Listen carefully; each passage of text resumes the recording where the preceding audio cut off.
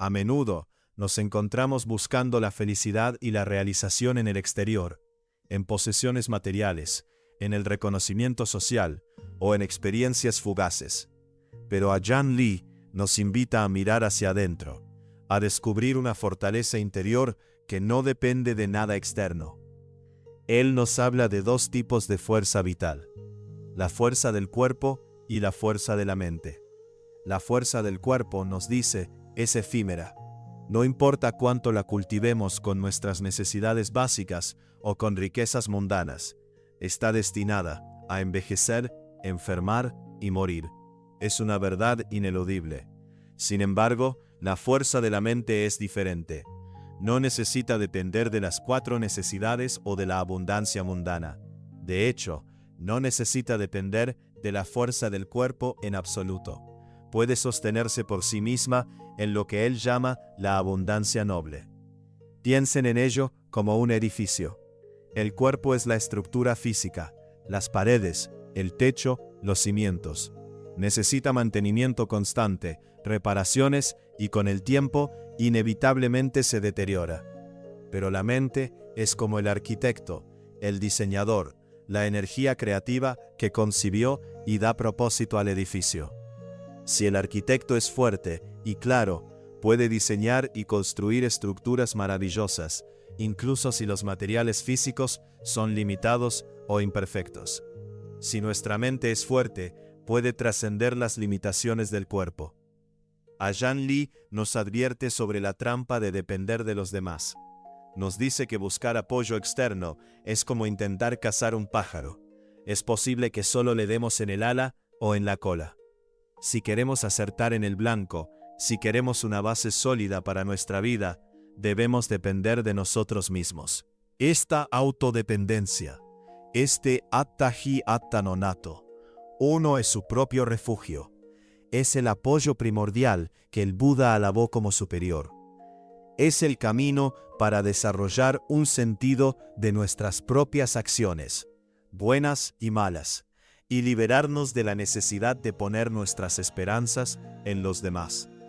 Para construir esta fortaleza interior, Ajahn Lee identifica 5 cualidades esenciales, que él llama balas o fortalezas: la convicción, la persistencia, la atención, la concentración y el discernimiento.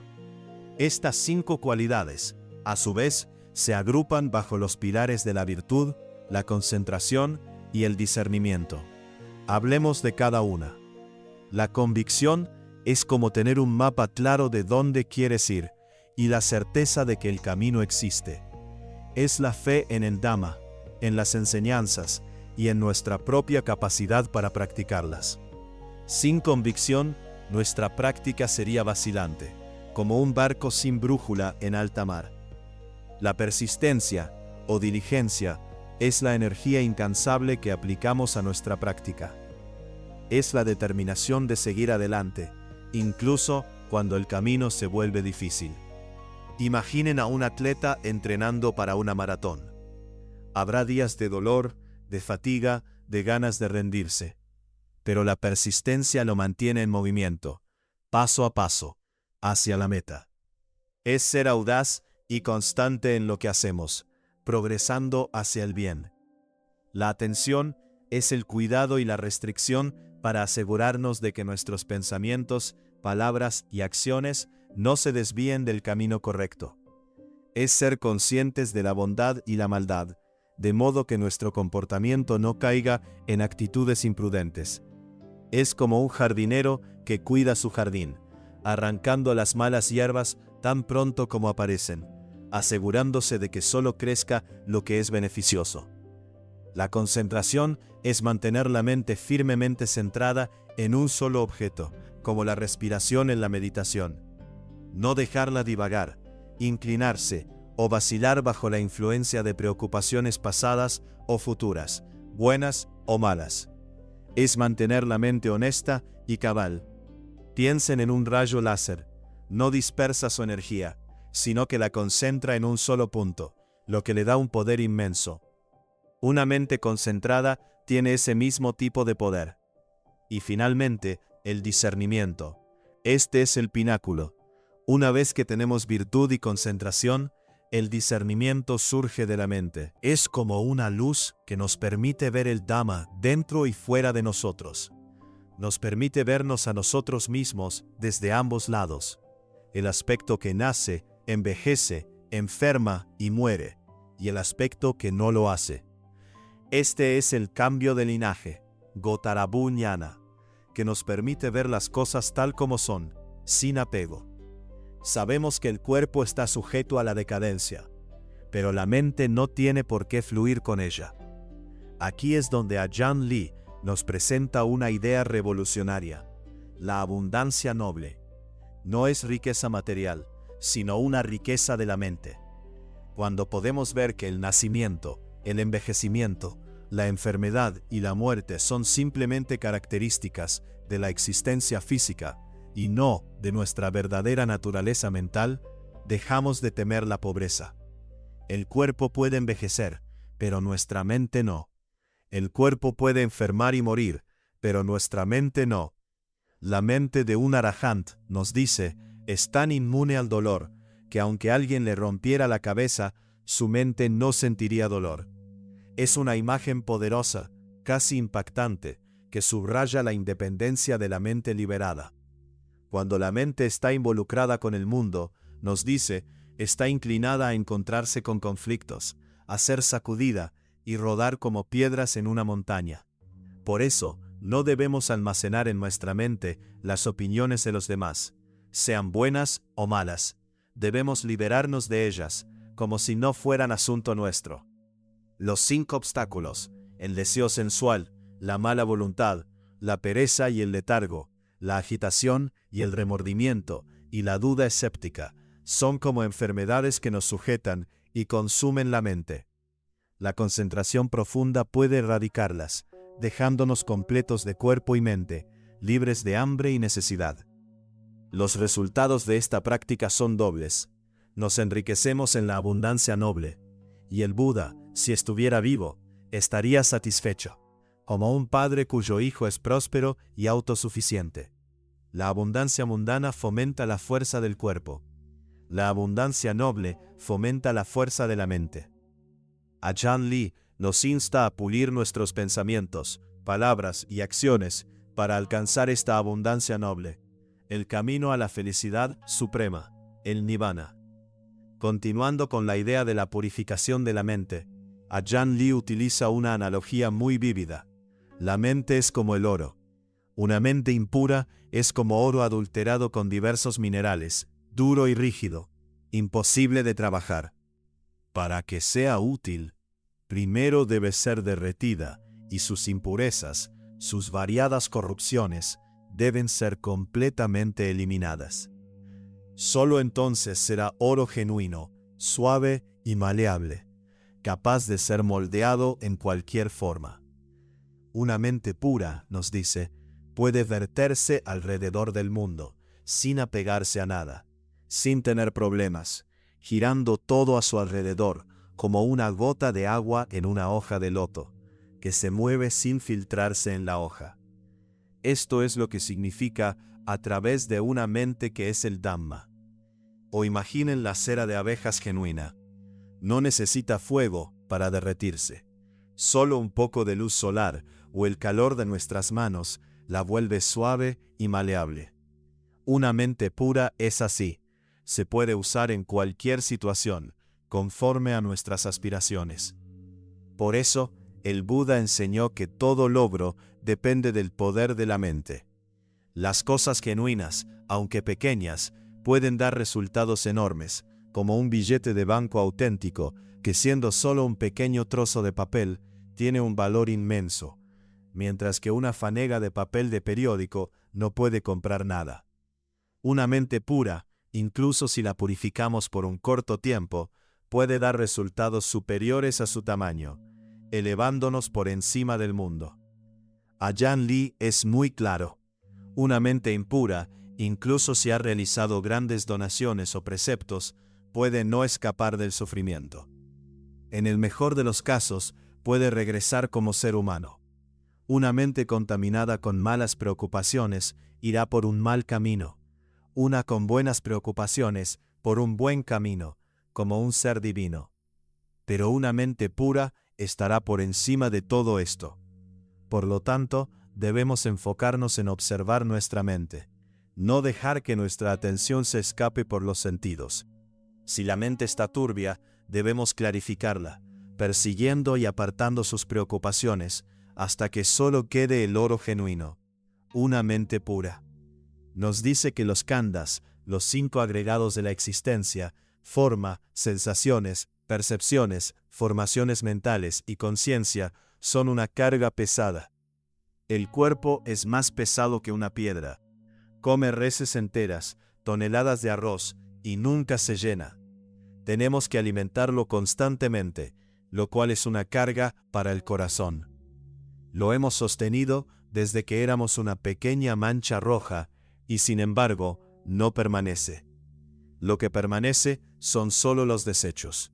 La parte que se queda con nosotros son cargas que nos abruman, creando tensión y dolor. Por eso se nos enseña a dejarlas ir. Caga, renunciar a lo que está en el exterior, el cuerpo, y dejar ir lo que está en la mente, sus variadas preocupaciones mundanas. Cuando estamos ligeros de cuerpo y mente, podemos estar a gusto, tranquilos y descansados. Estas cosas mundanas son caprichosas, agotadoras y carecen de sustancia propia o de un yo. Nos hacen interpretar mal todo, como cuando gastamos dinero en agua azucarada con colorantes, pensando que es algo especial, cuando en realidad es solo agua ordinaria. Es un capricho, como las olas que nos marean. Debemos inclinar nuestros corazones hacia el entrenamiento del Dhamma.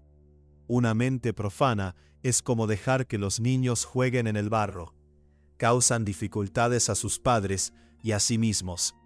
Debemos entrenar nuestros corazones para ser adultos y terminar con nuestras deficiencias y corrupciones. No debemos atarnos a los asuntos mundanos, porque son buenos solamente de los 20 a los 40 años. Después, el cuerpo se deteriora y nuestros deseos se vuelven vanos. Debemos desarrollar lo que es bueno en nuestro interior, un tesoro noble, el desapego, caga, y la virtud, sila. Si no lo hacemos, seguimos siendo niños, sin importar nuestra edad. Una persona de 80 años, hundida en asuntos mundanos, sigue siendo un niño.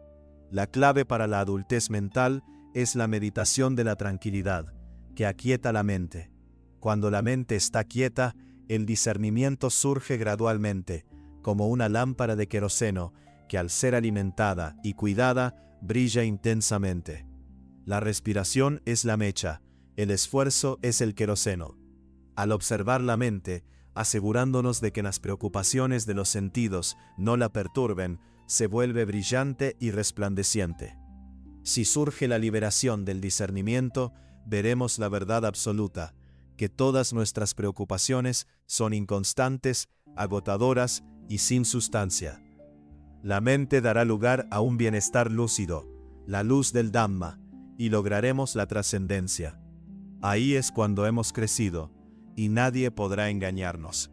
Pasemos ahora a la profunda enseñanza de Ajahn Lee sobre los sankaras, o tendencias. Este sermón, pronunciado en un funeral, comienza con la poderosa frase Anika Bata Sankara Upada Vaya Damino Upajitva Niruchhanti, que significa todos los sankaras son inconstantes, por naturaleza surgen y decaen, habiendo surgido, se disuelven. El Dhamma, nos dice, es un medio para alimentar y purificar el corazón, pero también somos nosotros mismos. Cada parte de nuestro cuerpo es parte del mundo, y el mundo es un asunto del Dhamma, pero no su esencia. La esencia del Dhamma reside en el corazón. El desarrollo de todo lo bueno y meritorio proviene de nuestros propios pensamientos, palabras y hechos. La bondad de palabras y acciones, como la caridad y la virtud, es bondad en niveles básicos e intermedios. Pero el nivel refinado, la bondad desarrollada a través del corazón, es la meditación. Por eso, Los asuntos del corazón son lo más importante que debemos entender. Hay dos aspectos del corazón: el que hace nacer y morir y el que no. Si el corazón sigue las tendencias, sankaras, nacerá y morirá repetidamente. Pero el corazón que ve y conoce claramente todas las tendencias puede dejarlas ir, y por lo tanto no nacerá ni morirá. Si deseamos ir más allá del sufrimiento, debemos aprender la verdadera naturaleza de las tendencias. Las tendencias, tal como aparecen en la realidad, son de dos clases, mundanas y del Dhamma. Ambas tienen su realidad, pero surgen y decaen. Por eso el Buda dijo que todas las tendencias son inconstantes. Quienquiera que pueda analizar y observar esta condición, controla su mente, se vuelve sabio en todas las disposiciones y alcanza la libertad del sufrimiento. Las condiciones mundanas son las cosas que las personas crean: abundancia, estatus, placer, alabanza. Las condiciones del Dhamma son las propiedades dhatu, los agregados, khandas, y los medios sensoriales. Ambas son como colores que cambian en una pantalla de película. Oscilan y destellan. Si nuestros ojos cambian junto con ellas para seguirlas, surgen los malentendidos. Cuando la mente se apega a ellas, surgen sensaciones de satisfacción e insatisfacción. Cuando las condiciones cambian, nuestra mente cambia con ellas, cayendo en la inconstancia, la tensión y la superficialidad. Ajahn Lee desafía una interpretación estándar de los sankaras. Tradicionalmente, se dividen en aquellos con una mente en posesión, personas, animales, y aquellos sin una mente en posesión, árboles, objetos. Pero Ajahn Lee no está de acuerdo con esta última parte. Él argumenta que todo en el mundo, a lo cual el apego se extiende, tiene que tener una mente en posesión. Si intentas romper la escalera de alguien o plantar arroz en el terreno de otro, verás que el dueño se enojará y te castigará. El apego es lo que da mente a las cosas. Solo Marte, al que el apego aún no se ha extendido, no tiene una mente en posesión. Y los arahants tampoco, porque no tienen apego a ninguna condición. El apego a las condiciones es la causa de la tensión, porque las condiciones son cambiantes. Solo si podemos dejarlas ir, tendremos felicidad y alivio. Un alivio que es calmado, sólido y permanente, a diferencia del alivio mundano, que es como sentarse en una silla. Solo si no se tambalea, tendremos descanso. La mente se tambalea de dos clases: oscilación natural y oscilación bajo la influencia de la intención y sus frutos. ¿Cuántas veces oscila la mente en un día? A veces por intenciones presentes, a veces pasadas. Y cómo fluctúa, no lo sabemos. Esto es avijja, el desconocimiento que causa que las condiciones, los pensamientos, surjan. La otra cara de la moneda es la no condición, visankara. ¿Qué es la no condición? No oscilación, no cambio, no disolución. Las condiciones cambian, pero nuestra mente no cambia. Las condiciones son tensión, pero nuestra mente no está estresada. Las condiciones tienen un yo, pero nuestra mente no lo tiene. Las condiciones sin una mente en posesión, eso es la no condición. La mayoría de nosotros estamos atentos solo al conocimiento que ofrecen los 6 maestros: los sentidos de la vista, el oído, el olfato, el gusto, el tacto y el pensamiento. Estas son fuentes de cambio, incertidumbre, tensión, desconocimiento y condiciones. Por lo tanto, debemos cerrar esos sentidos, porque las condiciones no pueden ver otras condiciones. Solo si nos ponemos del otro lado, en el lado de las no condiciones, seremos capaces de ver.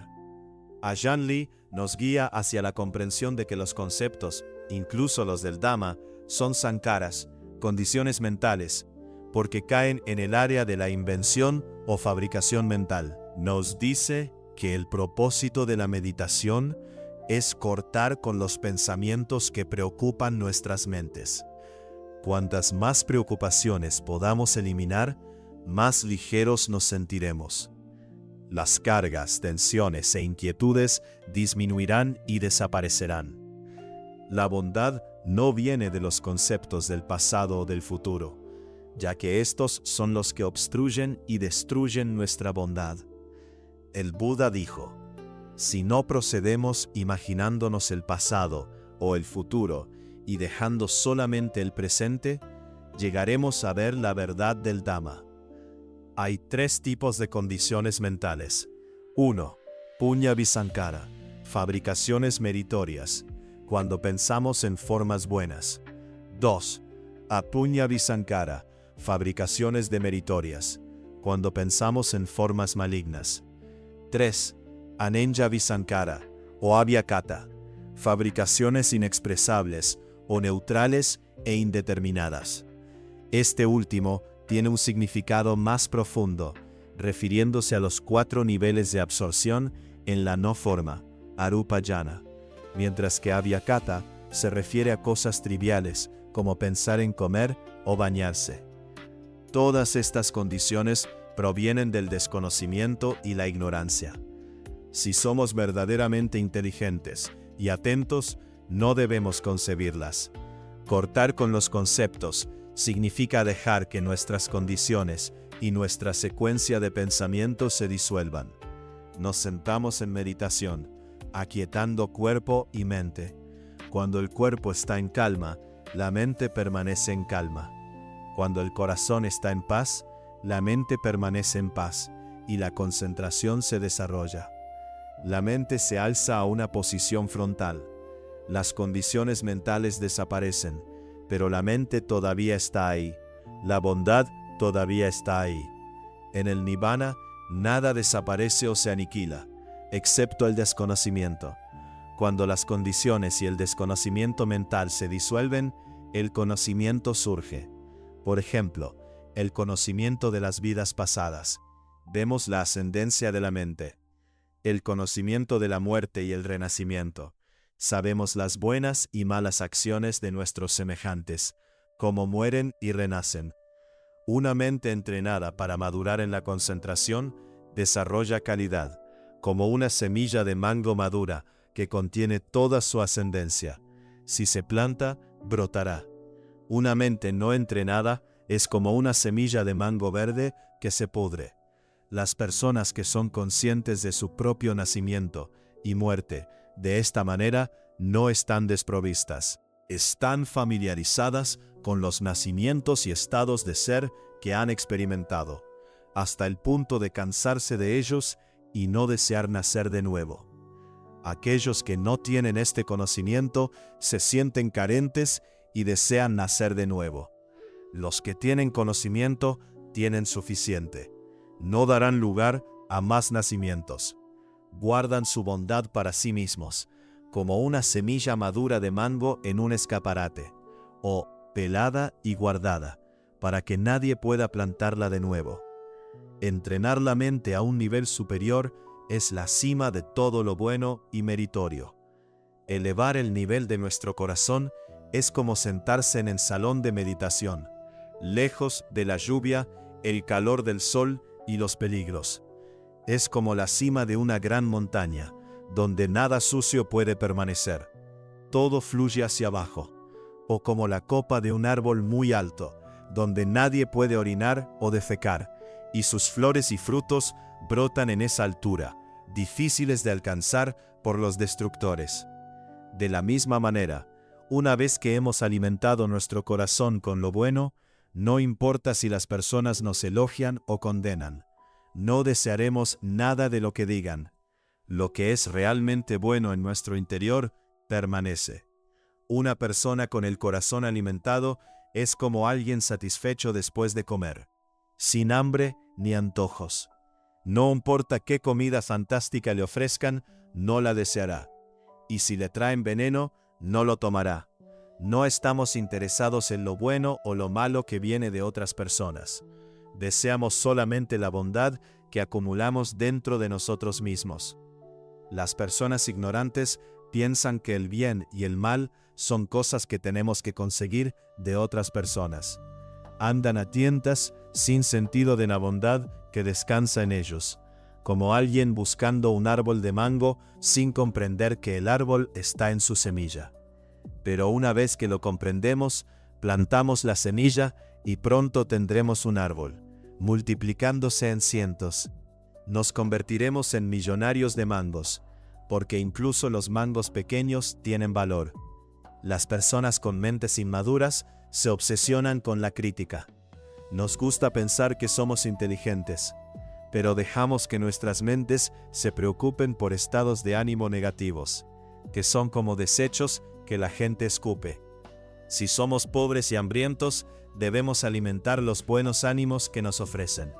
Pero aún así, somos estúpidos e ignorantes si seguimos persiguiendo lo bueno y lo malo de los demás. Lo correcto es dejar pasar lo que digan los demás.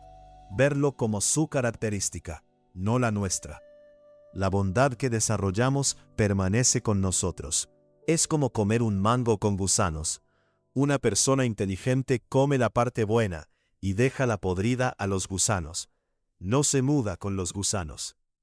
Ser inteligente de esta forma es calificar como ser humano, una mente superior, como subir al salón de meditación y escapar de los gatos y perros. Si nos sentamos en la tierra, nos exponemos a perturbaciones. Las personas sabias eligen solo lo bueno, no se alimentan de nada podrido que pueda ser tóxico. La bondad, la maldad y la pureza, todo viene de nuestro interior. El Buda enseñó que cada uno tiene su propio karma, sus propias acciones buenas y malas que surgen de las intenciones. La mente es la que piensa y da las órdenes. Una intención imperfecta resulta en mal karma y sufrimiento. Una buena intención resulta en buen karma y placer. Así, nuestro sufrimiento o placer, nuestra bondad o maldad, pureza o impureza, depende de nuestras propias acciones e intenciones. Una vez que comprendemos esto, no hay confusión. Ahora, adentrémonos en el tercer pilar fundamental que Ajahn Lee nos presenta, el discernimiento, o pañá. Él nos dice que la naturaleza verdadera del Dhamma no es tan difícil para las personas que tienen conocimiento, pero es dificilísima para las que no lo tienen.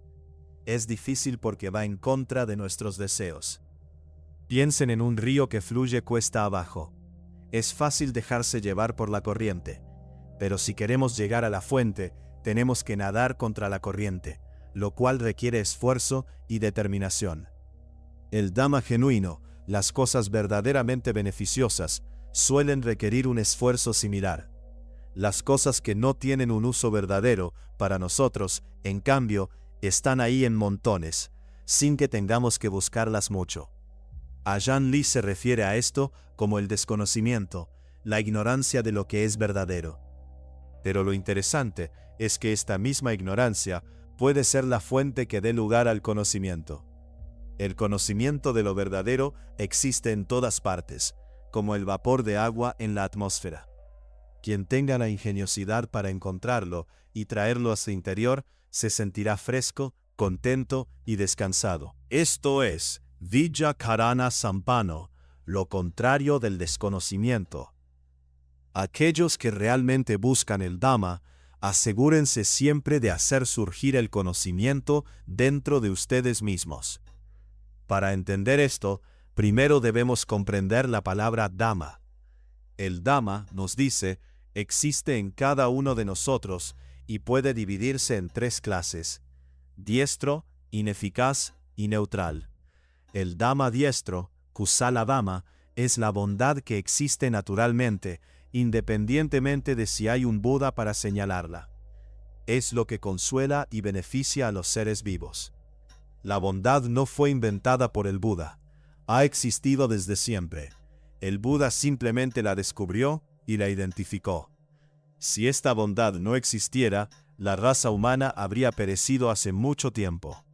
Nuestra paz y bienestar provienen de haber imbuido nuestros corazones con esta bondad. El Dhamma ineficaz, Akusala Dhamma. Lo mismo ocurre con la maldad. No proviene de las enseñanzas del Buda, existe por sí misma. Pero la gente que no la observa, la malinterpreta, pensando que el mal fue inventado por el Buda, y por lo tanto no le presta atención.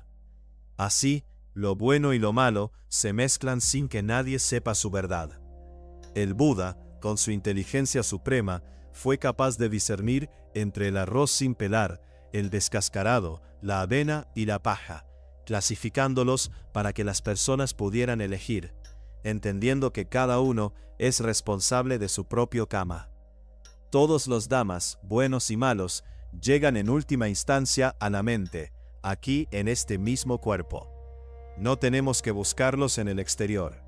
Si preguntamos de dónde viene la mente, la respuesta difícil para personas de conocimiento es que viene del desconocimiento, y el desconocimiento de las tendencias y fabricaciones mentales. Es un círculo, como la pregunta del pollo y el huevo. Así son las cosas a nivel mundano. Las aplicaciones de la mente se reducen a dos, una que le gusta hacer el bien y otra que le gusta hacer el mal. Una mente, pero con dos inclinaciones. A veces nos posee la destreza, a veces la torpeza. Nuestra mente es inestable e insegura. Por eso el Buda nos enseñó a desarrollar nuestro conocimiento para saber qué es bueno y meritorio, y qué es malo e inútil. Si el desconocimiento oscurece nuestra mente, no podemos ver nada claramente, como la niebla. Ajahn Lee utiliza una analogía poderosa aquí. Nos dice que si nuestro conocimiento llega bien alto y lejos del mundo, tendremos incluso menos ocasión de ver cualquier cosa. Como una persona en un avión que mira hacia abajo y no puede ver las casas tan claramente como cuando estaba en tierra. Cuanto más alto sube, más brumoso se hace, hasta que no ve ningún signo de vida humana. Esto es contraintuitivo, ¿verdad? Normalmente pensamos que elevar nuestro conocimiento nos daría más claridad. Pero aquí, Ajahn Lee parece sugerir que un tipo de conocimiento que se eleva lejos del mundo puede ser un conocimiento abstracto, desconectado de la realidad inmediata, y por lo tanto menos útil para el discernimiento práctico. Es un punto sutil que nos invita a reflexionar sobre qué tipo de conocimiento estamos buscando. El conocimiento que nos enseña el Buda es el que nos permite ver las cosas con brillantez y claridad, despejados de la niebla. Este conocimiento, según el Buda, puede surgir de tres maneras. 1. Suttamaya Pañña. Es el conocimiento que adquirimos al estudiar y escuchar lo que dicen los demás. Nos ayuda a entender qué cosas nos conducen al sufrimiento y cuáles al bienestar. Una vez que lo sabemos, podemos preguntarnos si deseamos ir hacia el sufrimiento. Si la respuesta es no, entonces fijamos nuestros corazones en hacer surgir la bondad. Es la educación elemental, nuestro ABC o alfabetización en el Dhamma. 2. Suttamaya Pañña. Una vez que hemos aprendido que ciertas cosas son buenas, debemos probarlas por nosotros mismos hasta ver los buenos resultados surgir en nuestro interior.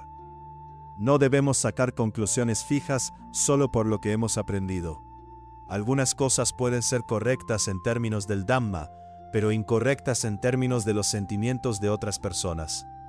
Debemos recordar lo que nos enseñan, tanto lo correcto como lo incorrecto, y luego evaluarlo por nosotros mismos hasta que surja una comprensión.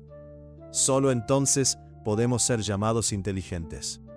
No se trata de creer ciegamente en libros o maestros, sino de considerar cuidadosamente las cosas hasta que sean claras y verdaderas para nosotros. Este es el segundo nivel de conocimiento, pero aún no el más alto, ya que solo elimina parte del desconocimiento. Ambos niveles son conocimiento inferior. 3. Bhavana Maya Pañña. Este es el nivel verdaderamente superior de conocimiento, que surge en una mente entrenada. Es lo que significa Vidya Karana Sampanno Sugato Lokavidu. Este conocimiento incluye conocimiento de las últimas vidas pasadas, conocimiento de la muerte y el renacimiento, conocer la corriente mental de otras personas, sus acciones y su destino, conocimiento del fin de la fermentación mental, Asabakaya Ñana. Quien desarrolla la mente hasta la concentración correcta, dando lugar al discernimiento intuitivo, será capaz de dejar ir. La autoidentificación, Sakaya Ditti, ver que el cuerpo no es realmente nuestro. La incertidumbre, Vikikikcha, las dudas sobre las virtudes del Buda, el Dhamma y la Sangha desaparecen. Las trayectorias, sus frutos y el Nirvana existen para quien practica el Dhamma. Esto se llama Akaliko. El Dhamma da resultados en cualquier tiempo o estación. Y Opanaiko, quienes desarrollan virtud, concentración y discernimiento, verán que las cualidades del Buda, el Dhamma y la Sangha previenen la inseguridad y el terror. El apego a las formalidades de la virtud, Silabbata Paramasa, las virtudes de los 5 preceptos se establecen firmemente en el corazón. Además de estas 3 formas primarias de conocimiento, podemos desarrollar clarividencia, clariaudiencia y poderes psíquicos. Pero a menos que podamos aquietar nuestra mente en la concentración, no podremos ganar ninguna de estas formas de conocimiento, incluso si estudiamos las 84.000 divisiones del canon. Todas estas formas de conocimiento dependen de la calma de la concentración. Cuando el conocimiento surge en nuestro interior, vemos la verdad de lo bueno y lo malo. Mientras no surja, estamos engañados y andando a tientas. Por ejemplo, podemos apegarnos al cuerpo como nuestro o a los 5 agregados. Nos identificamos con la avaricia, la cólera o el engaño cuando surgen, y con su ausencia cuando no están. Esto es una mezcla debido al desconocimiento. Pero una vez que hemos desarrollado el conocimiento, cuando surge la avaricia, no nos identificamos con ella. Lo mismo con la cólera y el engaño. Este es un paso que debemos dominar para ver cómo estas 3 corrupciones llegan y se van. Cuando la avaricia surge, nos sentamos en meditación y la observamos hasta que muere. Así sabremos sus características horribles cuando llega y lo bueno que es cuando se va. Nos sentamos y la miramos hasta que se disuelve, y sentiremos una liberación inmediata. Lo mismo con la cólera o el engaño. Si nos dejamos arrastrar por ellos, es desconocimiento. Si estamos constantemente alertas, observando estas corrupciones, llegará el día en que se avergonzarán de sí mismas. Sabremos cómo surgen, cómo toman una postura y cómo se disuelven. Este es el conocimiento que llega del desconocimiento. Cuando contemplamos las cosas de esta forma, alcanzaremos las 8 formas de habilidades cognitivas. Si nos sostenemos verificando y evaluándolas en medio de nuestras corrupciones, sin sentirnos obligados a accionarlas, haremos surgir el conocimiento interno. Esto es Villa Karana Sampano. Nuestros corazones estarán puros, libres de avaricia, cólera y engaño. Sugato Lokavidu, ya sea que vengamos o vayamos, y donde quiera que permanezcamos, estaremos bien. Este conocimiento es la cosa verdadera, el conocimiento que nos traerá éxito en la esfera del Dhamma. Ahora pasemos a la habilidad interna, el ABC de la respiración. Ajahn Lee nos enseña que la meditación de la respiración no es un simple ejercicio físico, sino una práctica profunda para purificar la mente y desarrollar el discernimiento. Nos revela que hay 3 partes importantes en esta meditación: el pensamiento, la atención y la respiración. Estas 3 partes deben mantenerse juntas todo el tiempo. El pensamiento se refiere a repetir mentalmente la palabra Buddha junto con la respiración. Atención significa darse cuenta de la respiración mientras se inhala y se exhala. Solo cuando el pensamiento y la atención se mantienen constantemente con la respiración, se puede decir que estamos meditando. Es como un trípode. Si una pata falla, todo se cae. Ajahn Lee utiliza varias analogías para explicar la importancia de la respiración. Primero, la respiración es como la tierra, que actúa como soporte para todas las cosas en el mundo. Segundo, es como las vigas que soportan un piso y lo mantienen fuerte. Tercero, es como un tablero o una hoja de papel. Cuando pensamos Bud con una inhalación, es como si pasáramos nuestra mano por el tablero. Y cuando pensamos Do con la exhalación, es como si frotáramos el tablero de nuevo. Cada vez que pulimos el tablero, algo de polvo se pega a nuestra mano. Sí, seguimos puliendo. El tablero se volverá brillante y primoroso, tan claro que podremos ver nuestra reflexión. Estos son los resultados de nuestro pensamiento. Pero si restregamos, golpeamos o dejamos de hacerlo, no veremos nuestra reflexión. En otra analogía, la respiración es como un pedazo de papel. Pensar Bud con la inhalación es como escribir una letra del alfabeto. Si lo hacemos constantemente, podremos leer lo que hemos escrito. Pero si nuestra mente no permanece con la respiración, es como escribir a veces correctamente y a veces incorrectamente, produciendo garabatos ilegibles. Si estamos atentos, sin embargo, escribiremos cualquier mensaje que deseemos y sabremos lo que hemos escrito. Pensar Bud es como escribir con una pluma, lo que nos da conocimiento. Incluso después de escribir, habrá beneficios. Cuando empezamos a aprender a escribir, usamos tiza porque es grande y fácil de usar y borrar. Esto es como pensar Buddo. Una vez que avanzamos, usamos un lápiz que escribe más claro y permanece más tiempo. Por ejemplo, la oración ¿Dónde está papá? Es un conocimiento. Si solo podemos leer letras separadas, no cuenta como conocimiento.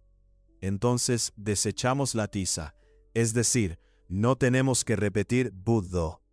Aquí viene un punto crucial. Utilizamos nuestros poderes de evaluación, Dhamma Vikaya Sambojjhanga, para observar la respiración. ¿Es la respiración buena? ¿La inhalación es buena? ¿La exhalación es buena? ¿Qué tipo de respiración nos resulta cómoda? ¿Cuál no? Entonces corregimos y ajustamos la respiración, seleccionando la forma que nos parezca buena y observándola para ver si da comodidad al cuerpo. Si lo hace, mantenemos esa comodidad constante y la ponemos en práctica. Cuando es realmente bueno, el beneficio surgirá, perfeccionando nuestro conocimiento. Una vez que hemos obtenido el conocimiento, podemos borrar las marcas del lápiz, porque hemos visto las ventajas. Llevamos este conocimiento a casa y lo hacemos nuestra tarea, manteniéndolo constantemente. La respiración es como un pedazo de papel. La mente es como una persona. El conocimiento es como una nota. Si intentamos estas tres cosas, pensamiento, atención y respiración, daremos surgimiento a un conocimiento interno ilimitado e inefable. Continuando con la habilidad interna, Ajahn Lee nos explica cómo la mente cambia y cómo podemos trabajar con ella. Nos dice que cada persona tiene tanto conocimiento como desconocimiento, como un médico que sabe de las enfermedades que ha estudiado, pero no de las que no ha estudiado. Tenemos oscuridad, desconocimiento, y claridad, conocimiento. Los asuntos del mundo giran como una rueda. Nosotros, que vivimos en él, experimentamos placer y dolor según las condiciones mundanas, la rueda del renacimiento. Cuando giramos en el ciclo del dolor, el mundo se siente estrecho. Cuando giramos en el placer, se siente ancho y refrescante. Esto sucede porque giramos con el mundo y no lo conocemos verdaderamente.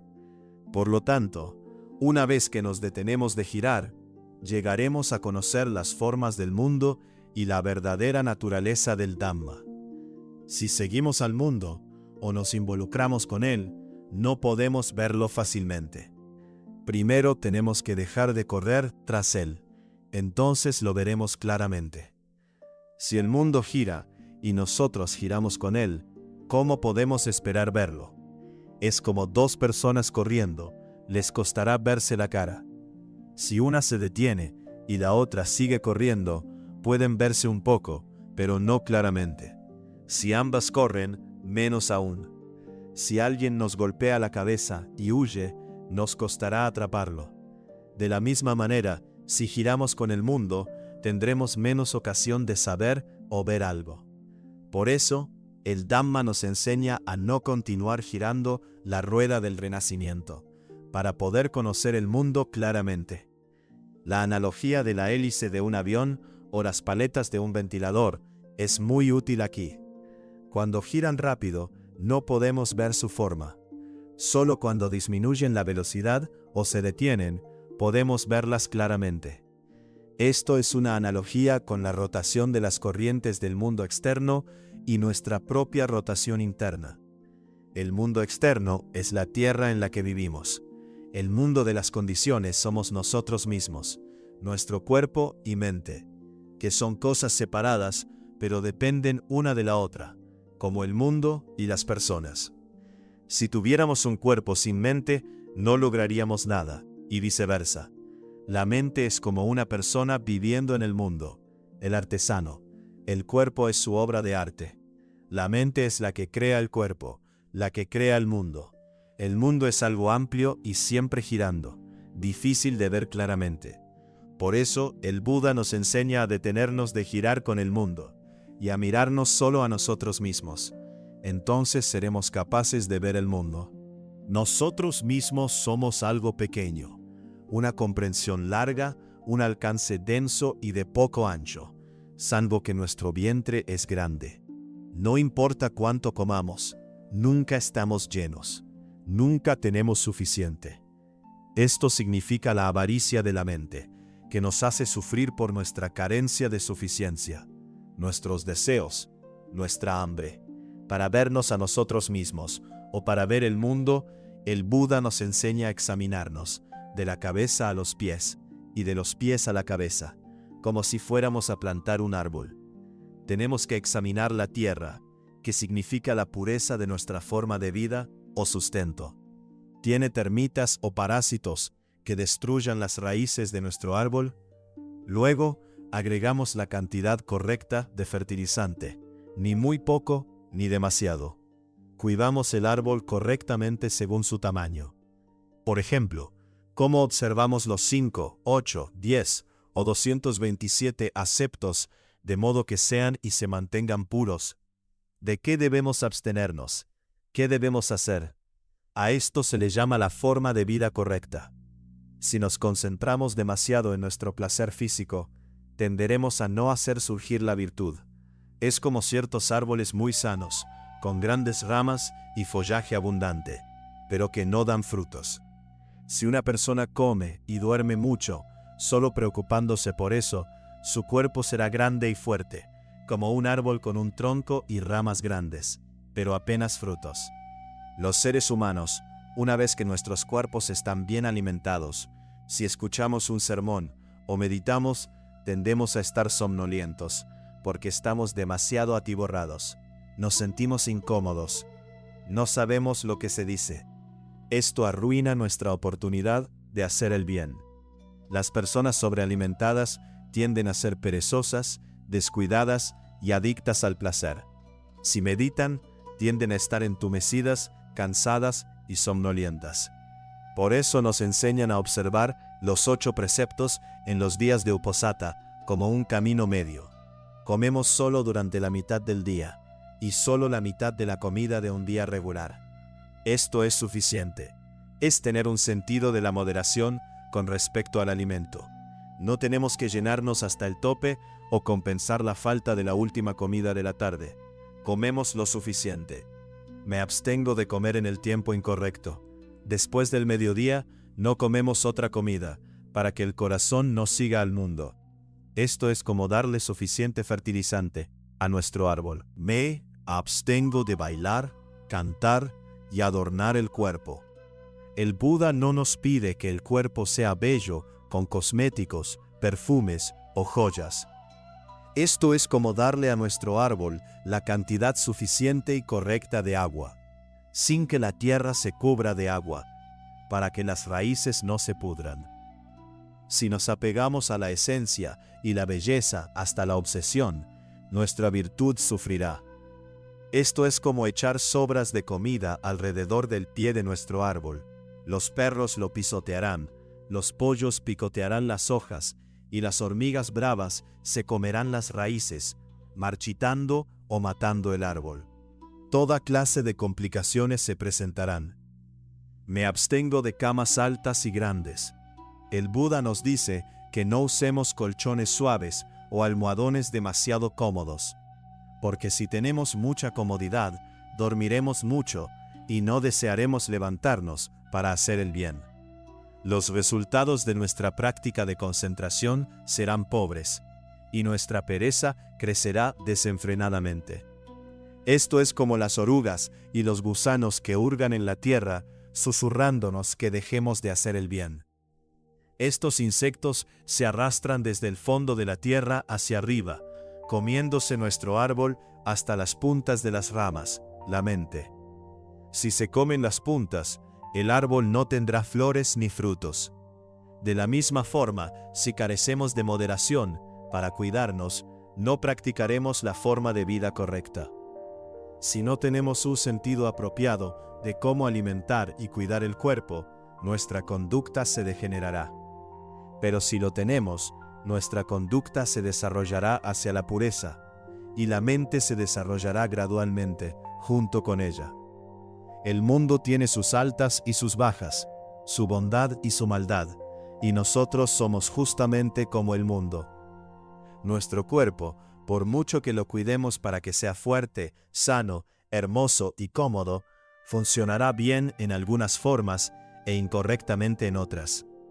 Lo importante es no dejar que la mente funcione mal. No la deje ramificarse y seguir sus preocupaciones.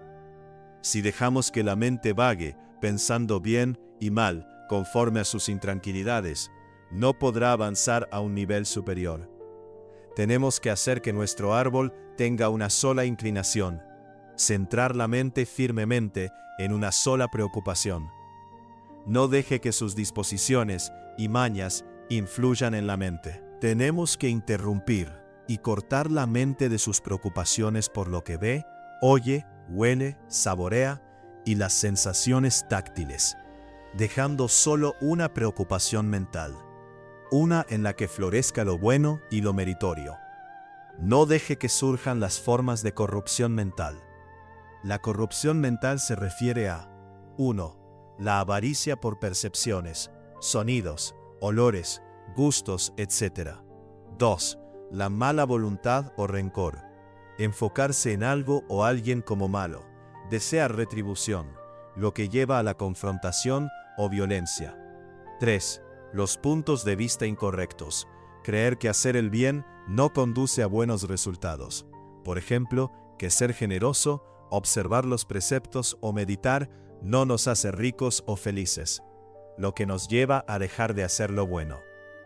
Tenemos que liberar el corazón de estas tres formas de corrupción mental. Cuando el corazón se libera de la corrupción, entrará en la rectitud mental, convirtiéndose en una mente de mérito, practicando el entendimiento correcto, la meditación. Al practicar la meditación, tenemos que ser verídicos en nuestro trabajo si queremos resultados. Verídicos en nuestro cuerpo, habla y corazón. Nuestro cuerpo debe sentarse derecho e inmóvil en la posición de medio loto. Nuestro habla debe ser silente, sin pronunciar una palabra. Nuestro corazón debe estar establecido correcta y calmadamente, sin revolotear por alusiones o recuerdos del pasado o futuro. Si somos verídicos de esta forma, tendremos éxito. Si somos negligentes e inconstantes, nuestro trabajo no tendrá éxito. Por eso se nos enseña: Anakula Kakammanta Edam Mangalamutamam. Proyectos que no se dejan pendientes es un buen augurio. En la meditación, la mente es la que da las órdenes. Debemos tener una base, un marco de referencia, contemplando la respiración para que se refine. Cuanto más refinado es algo, mayor es su valor. Nuestras sensaciones de la respiración son de 5 clases. 1. Sensaciones de la respiración que fluyen de la cabeza hacia abajo hasta la punta de los pies. 2. Sensaciones que fluyen desde la punta de los pies a la cabeza.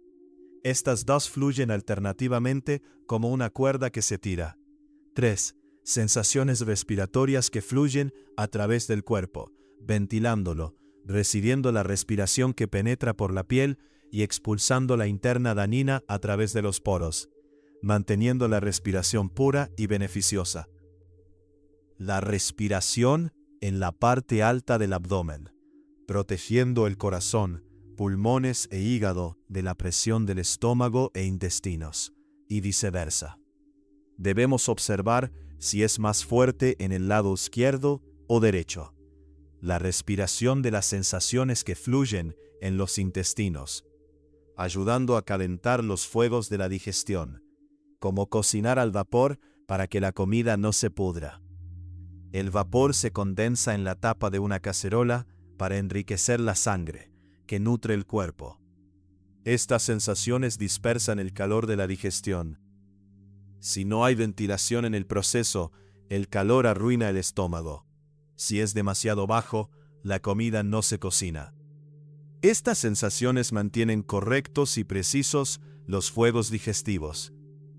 Si miramos estas 5 clases de sensaciones de la respiración de la manera correcta, cosecharemos 2 clases de resultados.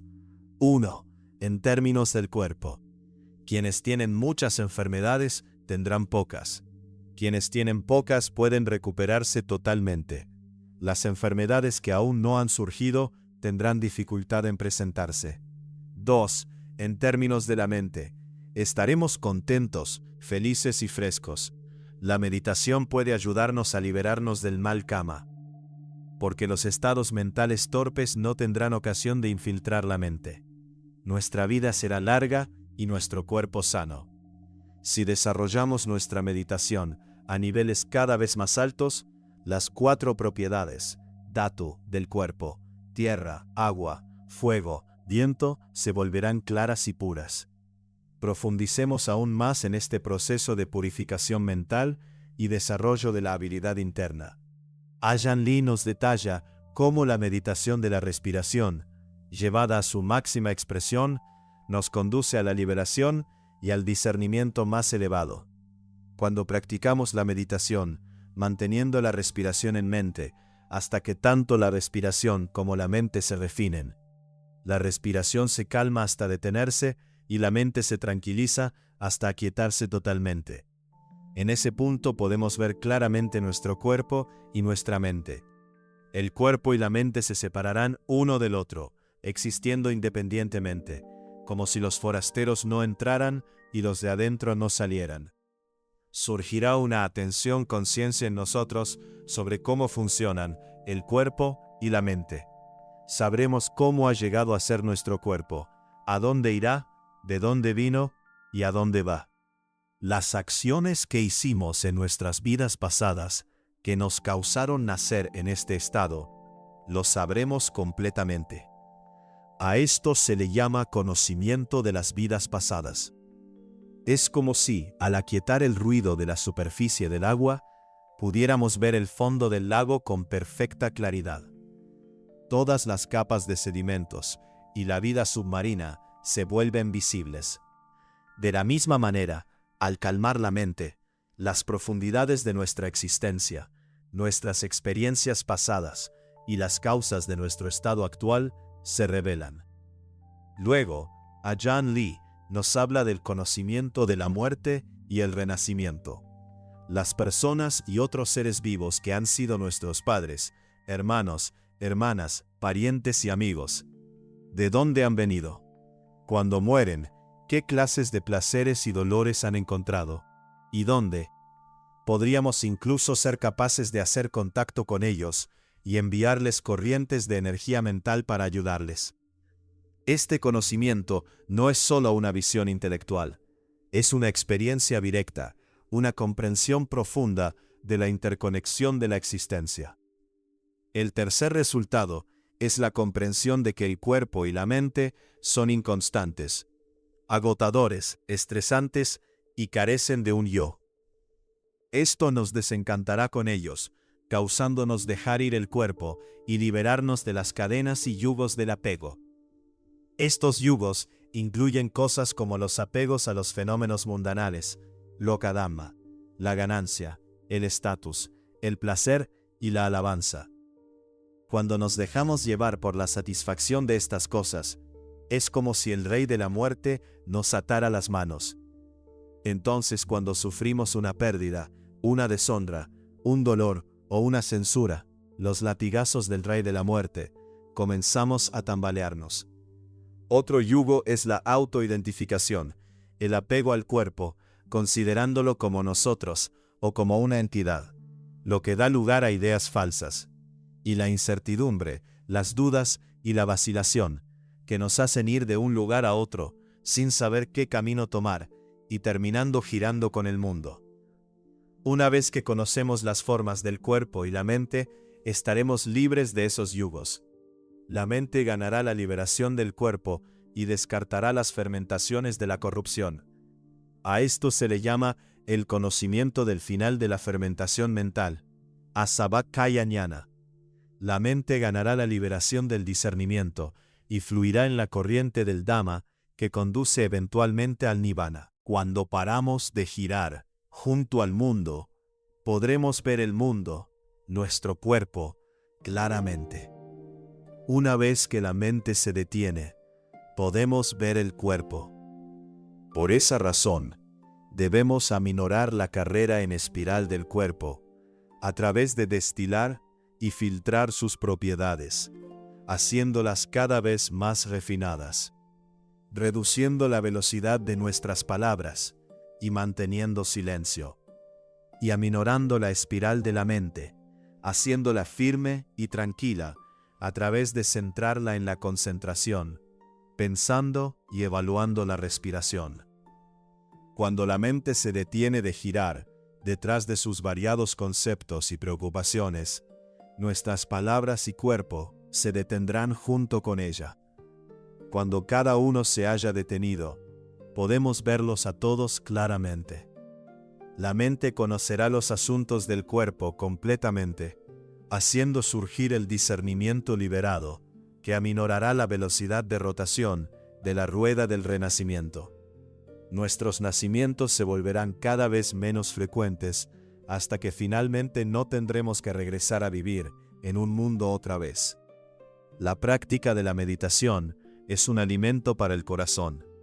A diferencia del alimento para el cuerpo, que es efímero y nos deja con hambre una y otra vez, el alimento para el corazón, si lo preparamos verdaderamente bien, incluso por un pequeño espacio de tiempo, puede llenarnos por el resto de nuestra vida.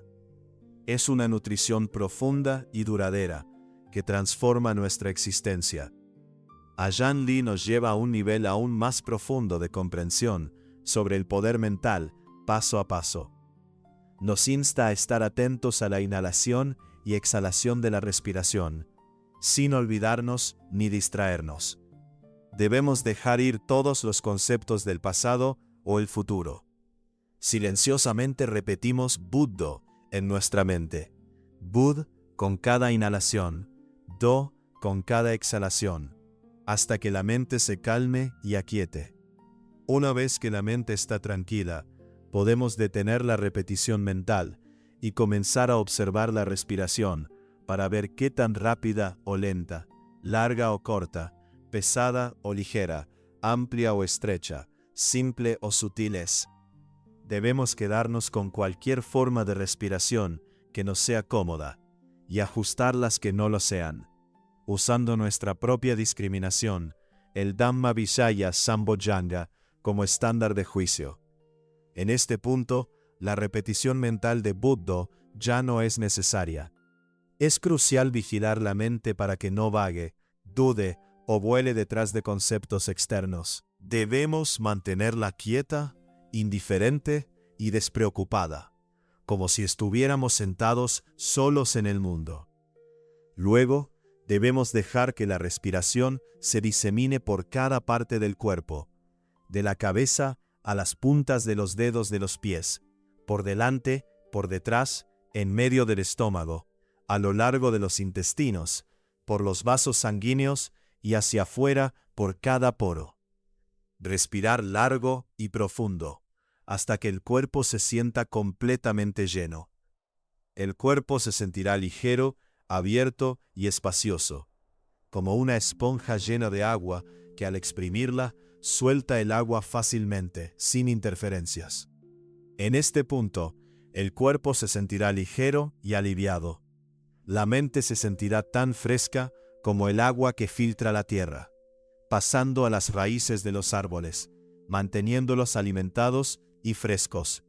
La mente se establecerá correcta y honesta, sin inclinarse a la izquierda o a la derecha, hacia adelante o hacia atrás. Es decir, no se extenderá hacia ningún concepto o preocupación en absoluto. En los conceptos reside la esencia de las fabricaciones mentales. La mente piensa en asuntos, ya sean del pasado o del futuro, y luego comienza a elaborar sobre ellos, como buenos o malos, o que le gustan o le disgustan. Si los vemos como buenos, nos sentimos contentos y nos tomamos. Esto es un engaño. Si los vemos como malos, nos sentimos insatisfechos, lo que nubla y corrompe la mente, irritándola, agitándola y molestándola. Esto es la mala voluntad o el rencor. Estas cosas que causan malestar y desorden en la mente se clasifican como obstáculos, nivarana, imaginaciones, tendencias que forman la mente, destruyendo lo bueno en nuestra práctica de concentración. Tenemos que eliminarlos a todos. Si pensamos en términos del mundo, las tendencias, imaginaciones mentales son mundanas. Si pensamos en términos del Dhamma, son tendencias del Dhamma. Ambas clases provienen de avijja, el desconocimiento, la inatención. Si este desconocimiento se disuelve, el conocimiento se presentará en su lugar. Así que tenemos que intentar aumentar la fortaleza de nuestra concentración hasta el punto donde las tendencias se disuelven, y en ese punto el desconocimiento también se disolverá, dejando solamente el conocimiento, la atención. Esta atención es idéntica al discernimiento, pero es un discernimiento que surge del interior. No viene de nada que nuestros maestros nos hayan enseñado. Viene de la quietud de la mente centrada, enfocada en los acontecimientos del presente. Es un conocimiento o atención muy profunda, pero todavía mundano, no trascendente, discernimiento mundano, porque viene de etiquetas y conceptos. Todavía está atado con los asuntos de ser y nacer. Podemos llegar a ser conscientes de los asuntos del pasado, conociendo y viendo los estados de ser y nacimiento por los que hemos pasado. A esto se le llama conocimiento de las vidas pasadas. Quizás podremos saber el futuro, conocer los asuntos de otras personas, cómo mueren y renacen. A esto se le llama conocimiento de la muerte y el renacimiento. Ambas formas de conocimiento todavía tienen apegos infiltrados, causando que la mente dude conforme a sus gustos y aversiones. Esto es lo que corrompe nuestro discernimiento. Algunas personas, al enterarse de los buenos estados del ser y nacer en sus pasados, se involucran, satisfacen y deleitan con las cosas que ven. Si se encuentran con cosas que no son tan buenas, se sienten contrariados o trastornados. Esto es simplemente porque la mente todavía tiene apego a sus estados de ser y nacer. Gustar las cosas que nos parecen buenas o satisfactorias es autogratificarse. Tener aversión a las cosas que nos parecen malas o frustrantes es autoafligirse. Ambas actitudes se clasifican como caminos erróneos que se desvían del camino correcto, o el punto de vista correcto. Los asuntos del pasado o futuro, aunque traten sobre el Dhamma, son tendencias fijas o inmóviles, y por lo tanto son impresiones o marcas visibles. Así que el siguiente paso es usar el poder de nuestra concentración para hacer que la mente se fortalezca más, hasta el punto donde pueda cortar o apagar esas formas mundanas de discernimiento. La mente entonces trascenderá al discernimiento, una forma superior de discernimiento, un conocimiento o atención que se puede utilizar para liberar la mente del apego, la atención correcta, el camino correcto. Aun cuando podemos aprender cosas buenas o malsas sobre nosotros mismos u otros, no estaremos contentos o descontentos. No sentiremos nada sino desencanto, aversión y consternación sobre la forma en que los seres vivos en el mundo nacen y mueren. Lo veremos como algo sin sentido, sin ninguna sustancia. Habremos terminado con las sensaciones de gusto y disgusto. Habremos terminado o extinguido el apego hacia nosotros mismos y todo lo demás. Una mente con moderación, neutral, uniforme. A esto se le llama la ecuanimidad de los 6 factores, Chalanmupekka. Dejamos que las cosas sucedan, que setamos o veamos, dejándolas seguir su propio curso regular sin involucrar nuestra sensación en ellas. La mente entonces se moverá hasta el discernimiento de liberación. En este punto debemos fortalecer la mente aún más poderosamente, hasta el punto donde se libera del apego, incluso de las comprensiones que ha llegado a tener. El conocimiento es simplemente conocimiento. Ver es simplemente ver. Debemos mantener la mente como algo separado. No la dejemos volar detrás del conocimiento. Conocemos y después lo dejamos como está. Vemos y después lo dejamos como está. Soltamos. No nos amarramos con esas cosas como si fueran nuestras. Entonces la mente ganará el poder total y todavía crecerá de acuerdo a sí misma, sin depender o involucrarse en nada en absoluto. Las tendencias desaparecen completamente, dejando solamente una condición dharmática pura, el vacío. Este es el fenómeno de la no tendencia, Visankara. Dejar ir, soltar. La mente está libre del mundo, exclusivamente dentro de la corriente del Dhamma, sin ir de arriba a abajo, hacia adelante o hacia atrás, o de un lado a otro, sin progresar o retroceder. La mente es una estaca colocada firmemente en un lugar, al igual que cuando se coloca una estaca en un árbol unida por una cuerda. Cuando el árbol se corta, la cuerda se parte en 2, pero la estaca se queda puesta. Asimismo, la mente se queda ahí, inafectada por cualquier objeto o preocupación.